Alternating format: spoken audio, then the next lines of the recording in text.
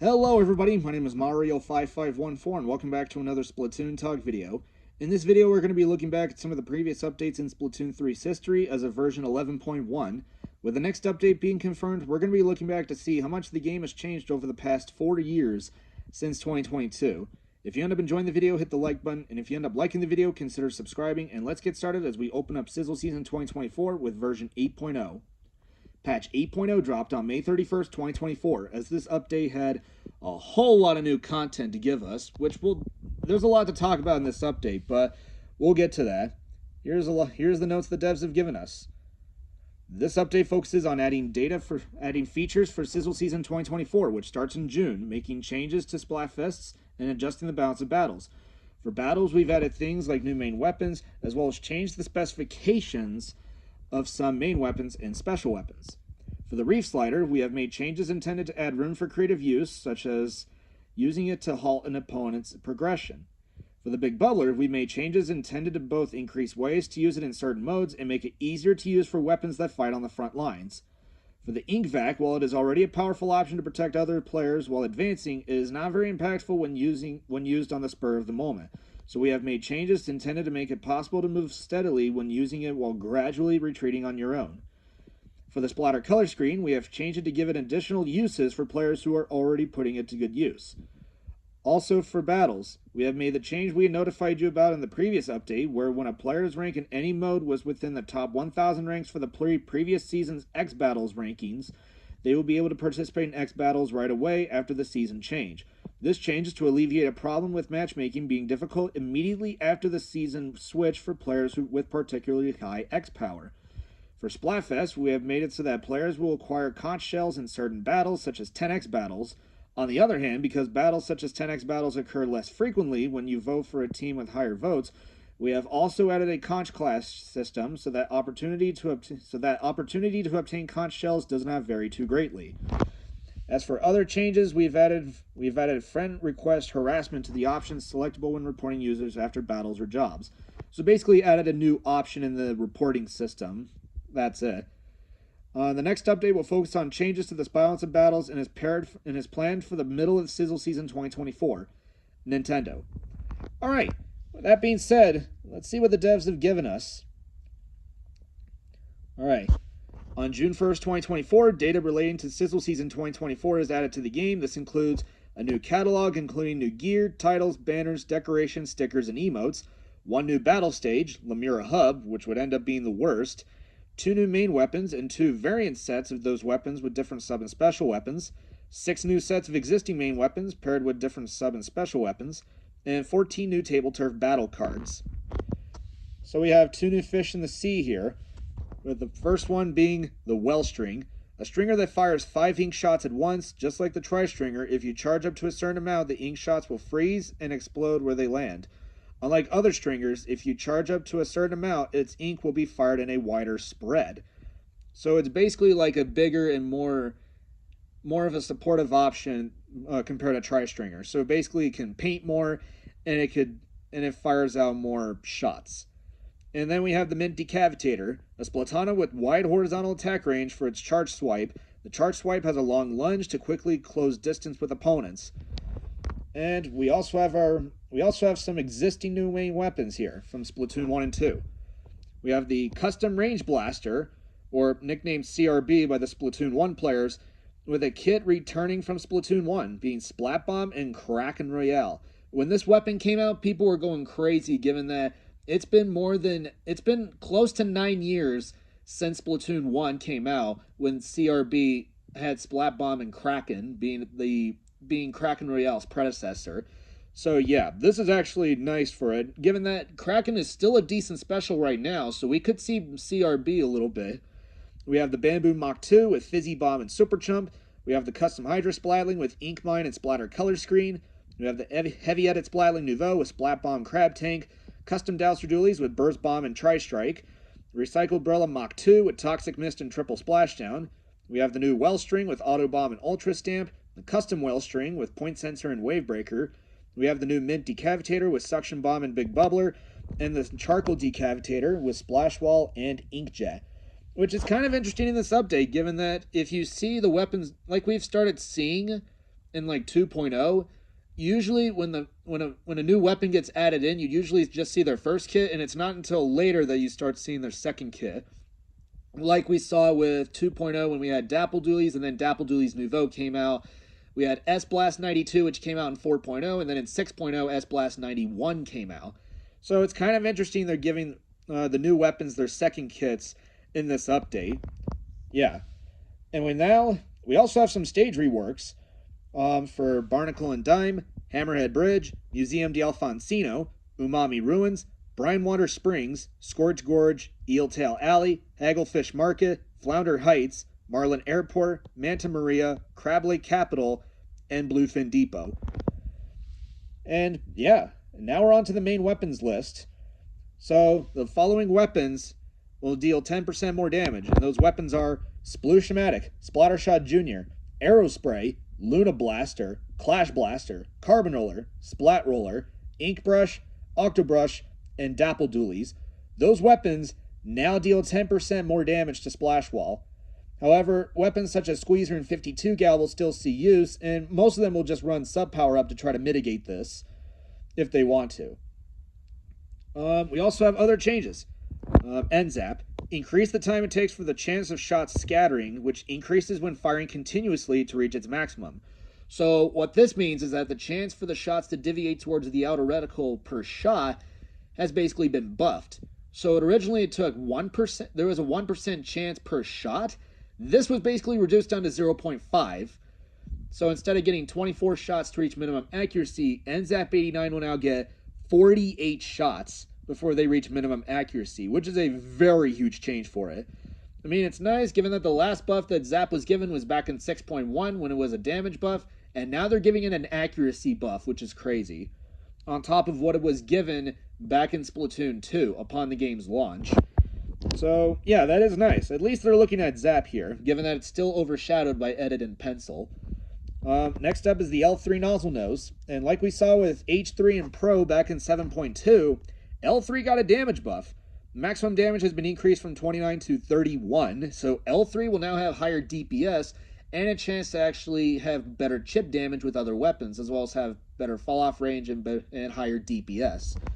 So this is nice overall. Rapid Blaster. Reduce the amount of time it takes for ink to begin recovering after firing by about 1/20th of a second, or 3 frames. So originally it took 60 frames to recover your the delay before you recover your ink was originally 60 frames. They basically reduced it down to 57. I think this is a nice change, but I mean, Rapid Blaster does need more than just this. So it is nice that they're looking at the weapon, and I think this is the first main weapon buff that Rapid has been given in a long time, since Splatoon 2. We also have Tri-Stringer. The area of terrain inked by falling spray has been increased. Adjusted the positioning of falling ink spray to make it easier to connect ink in an uninterrupted straight line.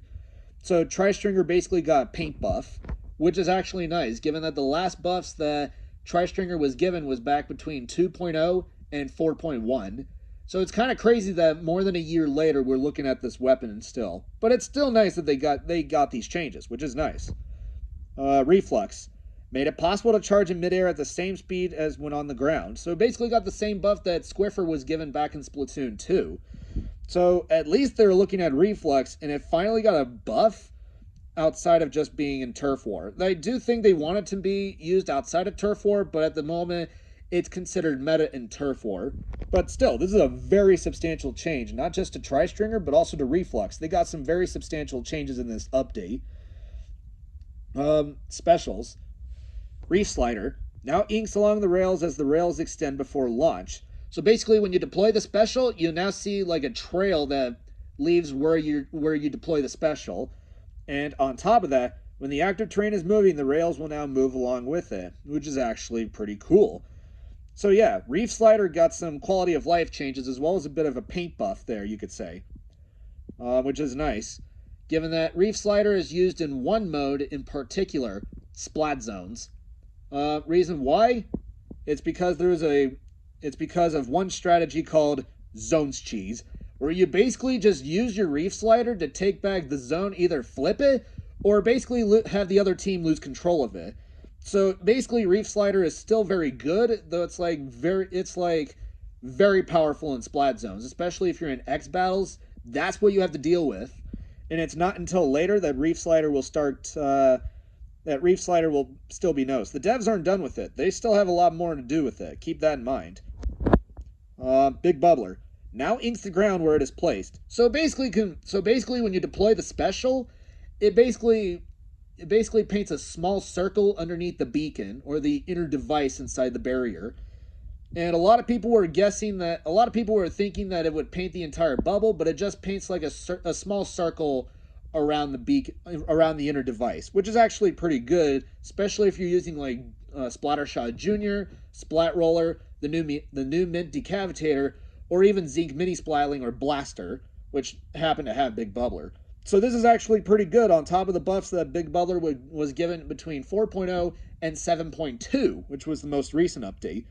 So it is nice that they're looking at the weapon, or they're looking at the special. Especially we could see a little bit more of H3D with that as well.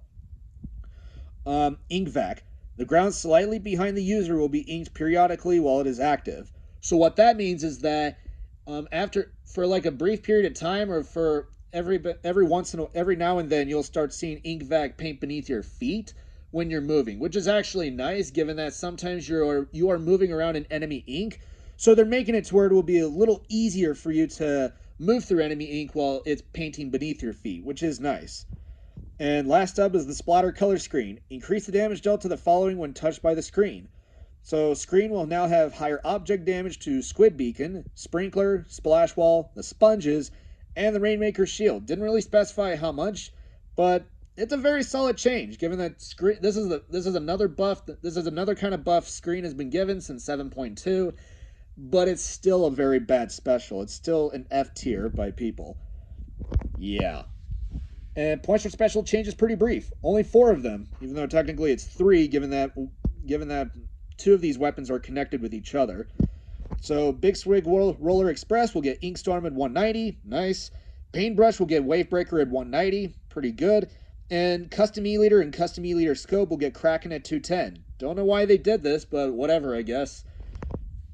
In fact, after this update dropped, people would just see how much the meta wouldn't barely change, but at the same time, we started seeing a little bit more options being used.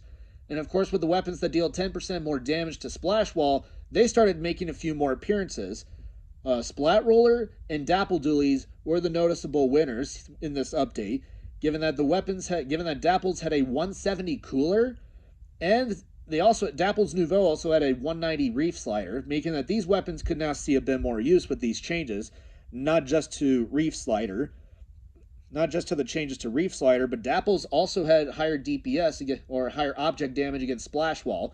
So it could basically try to go up against Squeezer, though Squeezer is still very oppressive and very powerful at this moment, given that it still has its old strafe speed and its old burst fire mode, its old range and burst fire mode from Splatoon 2. But still, it had a whole list of other changes that people were just liking, and midline meta would be at its peak at this moment, which started back in 6.1, and 8.0 would basically be when it was at its peak, going into the later updates, or in the next update, which we'll talk about. There were also a few other changes here. Made it so that when using a dually dodge roll or a Splatana charge swipes lunge towards the Rainmaker Shield, the direction of movement will be adjusted so that players do not take excessive damage from touching the Rainmaker Shield.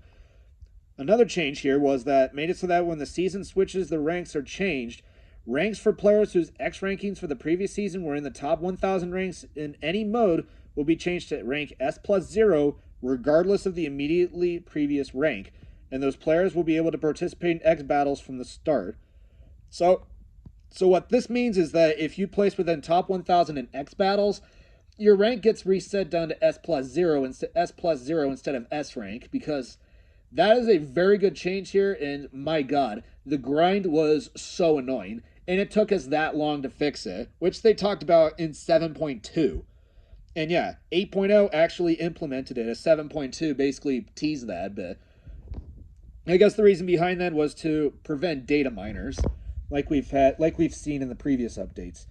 Also, made it so that the number of times allies use Squid Beacons placed by a player count toward the #1 super jump spot and the #2 super jump spot medals.